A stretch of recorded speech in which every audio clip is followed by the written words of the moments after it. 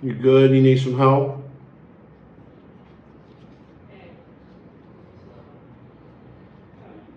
Okay, I just want to make sure. Straight. Right here. Check, check, 1, 2, 1, 2. Check, check, 1, 2. 1, 2, 3. Clear your throat. You got some water. You got your lips. You know you're not 100%. Give me a percentage. 40. 40%? Let's get this work. Y'all stay tuned. We'll be back for the next episode of Behind Closed Doors with the Brookses.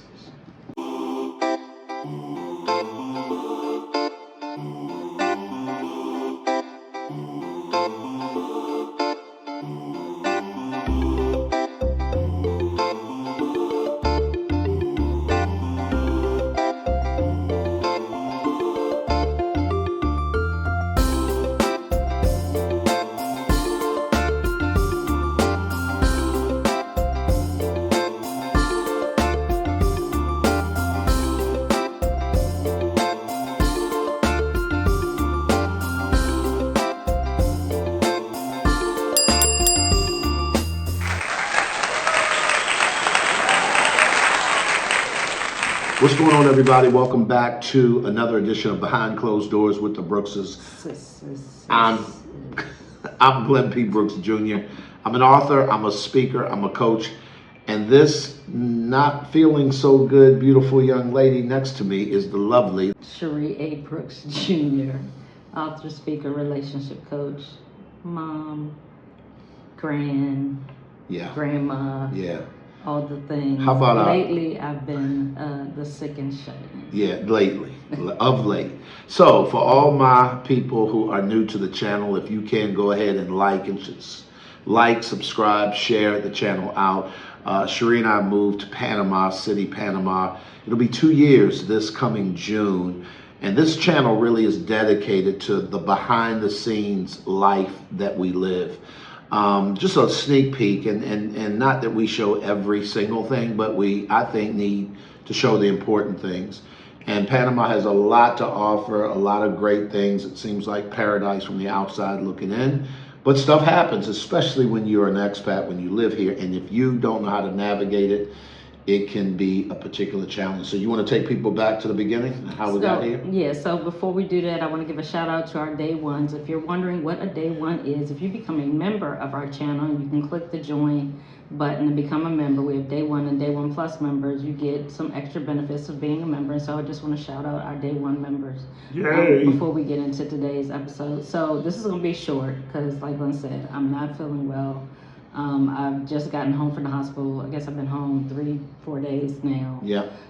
Just to backtrack, we recently did an episode, talked about me going to the emergency room because I had got exposed to tear gas from a protest.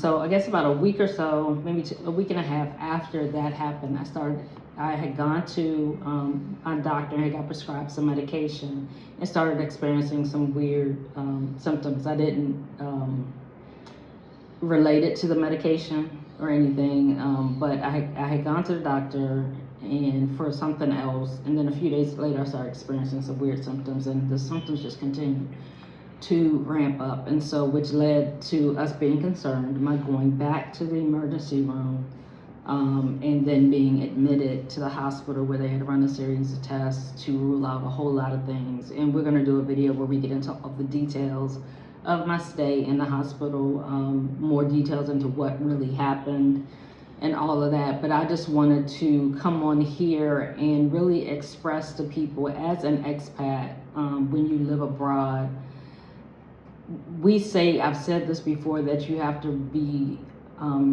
aware that things operate and run differently. They really do run differently. And that's not a bad thing, it just is what it is. And one of the things that oftentimes you'll hear a lot of expats, particularly here in Panama, say, you don't need to know Spanish. You can live here, you don't need to know Spanish.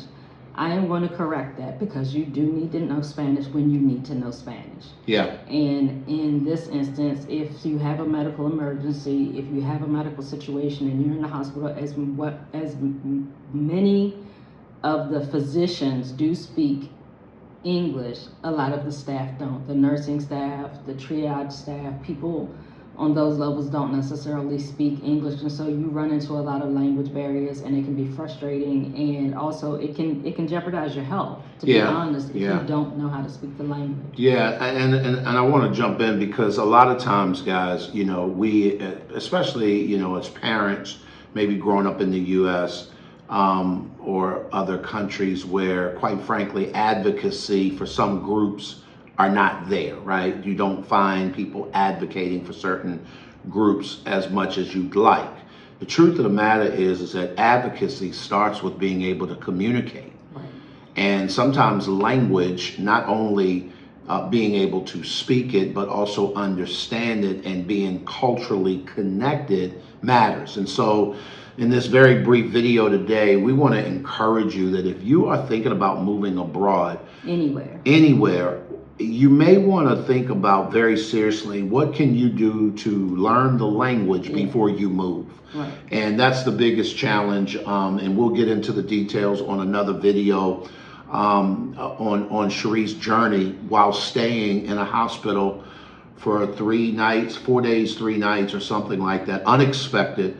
And I think the biggest challenges were, you know, trying to advocate for yourself and understand the system of how things work. You know, and this is not even taken away from the care itself. Right, no. This is about just communicating. So right. I know you had a couple of things before we jumped off. Right, yeah, and we're not, like I said, we're not going to be here long, but I wanted to particularly shout out our community here in Panama, as well as my friends and family in the States who were here to support me through prayer. We're here to support Glenn as I was in the hospital. It's important to have a community, and my community showed up, from the Breakfast in the Word community to our inner circle community here showed up, and I just want to thank you. I just wanted to publicly thank you all for the love, the support. While I was hospitalized, I knew I wasn't alone. The people that were able to come visit came to visit. Those that didn't, I know you were praying for me. The messages, the cards, everything that I got, I thank you. I appreciate you, and that made a world of a difference. It helped me to not feel a level of stress that I could have felt if I was here alone and felt alone, because my family wasn't here, but I didn't feel alone. And I do also, you know, appreciate my family for my children reached out to me. I spoke to my mom while I was in the hospital, so I did have my family support. The co-parents were there for me. So all of my friends, family, everybody close, I wanted to thank you guys publicly for your prayers and support while I was in the hospital and as I'm continuing to recover. Before you go to the next one of the things that I just want to convey, just so that y'all are clear, even dating back to our days in full-time ministry, and this is just something I need for all of my couples to understand. A lot of times in couples, you have one that's extroverted, the other is introverted. The one that's extroverted gets attention paid to them all the time because they outside. They are the voice, they are the look, the feel of the couple, right? And then a lot of times you got the introvert who typically rides low, they stay behind the scenes, they're the organized one often. And oftentimes they can go unnoticed and unrecognized. And I just want to say a huge thank you to our community. I thought about when I walked into Mika's Cafe at our first Saturday gospel brunch last week, and I was by myself. Obviously, at that point, not a lot of people knew that Sheri was actually in the hospital. They knew she wasn't feeling well, but many of them did because they're a part of other communities that we get to serve. And you know, one of the most precious things for me was when I walked in and there was a young lady. I won't put her on blast because I don't know how she feels about that. But she was there first, and there was nobody else but the staff in the restaurant. It just opened. And I walked in, I looked at her, I said, "Hey, what's going on?" You know, you put on the face and you walk over and you hug and you do the things. And the first thing she said is, "How's Sheri? How's Sheri?" She didn't even say good morning. She didn't say buenas. She didn't say, "How are you?" It was, "How is your wife?" And I just want to say how hugely important that is, especially when you live abroad, because the thing you take for granted when you live in your country of origin is access, is just being able to spontaneous call people up and show up for people. And for someone who, quite frankly, we've not spent a bunch of social time together. This isn't a person who's been over to the house or vice versa and all that, but they knew and they cared. And I just want to say shout out to, again, our community here on the ground in Panama. And I cannot stress the importance enough of you doing your due diligence to find your tribe. Love them hard, add value, and protect them fiercely. Right. And so lastly, I just wanted to let you guys know that, for the next week or so, we're not going to probably be posting anything.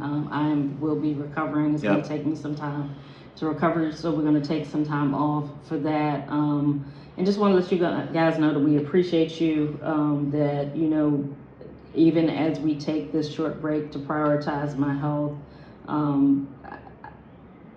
I really appreciate the messages. That's the thing I guess I wanted to stress more than anything else. You have no idea how much it means to get a little note here or there for somebody that you may not even know, just somebody, you don't know them personally, just saying that they care. Right. And so I just want to remind everybody, check on your strong friends. Everybody says that saying, but know that so true.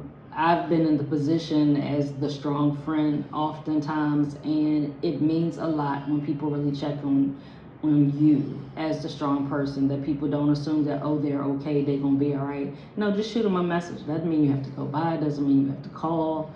Just shoot them a message and be there for you. And I just wanted to let you guys know, as our behind closed doors community, as our YouTube community, that I appreciate you. And like I said, we'll be back in probably 2 or 3 weeks, but we are going to take some time so that I can completely rest. I can get my health back, get back to 100% before we start back giving you guys content.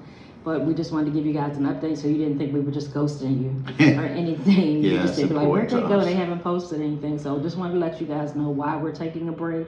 Hopefully it'll only be a few weeks, but we'll keep you posted if we do have to do an extended period of time. But I'm hoping it'll only be about maybe 2 weeks, 3 at the most, that we won't be able to post. But we just wanted to let you guys know, I'll give you guys a little idea of what's going on. But when we do come back, we will be doing a video giving you all the details of what happened, what my stay in the hospital was like, and those things. So just so that you can be aware. So definitely stay of some tuned things for that. You may want to know if in the event you come to Panama or you're in any foreign country, just some questions to ask, some things to know as you move along in that process.